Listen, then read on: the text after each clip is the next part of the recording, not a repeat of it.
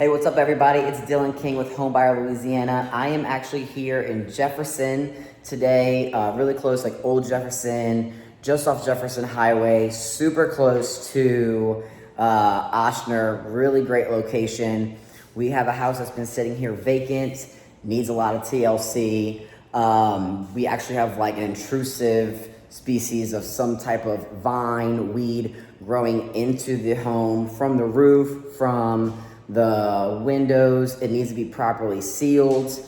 The whole exterior is like that old original wood, which like can be beautiful. It's been kept up, but it hasn't been. So there's a lot of exposure to the elements between the sheetrock and the exterior of the home, because as I can see, because some of the wood from the exterior of the home is actually like collapsing and deteriorating away. There's no actual like plywood or even OSB like type sheathing on the outside. It is literally sheetrock, studs with insulation, and like the wood siding. And as that's been deteriorating and falling off, we have some wear and tear from the elements being able to get inside.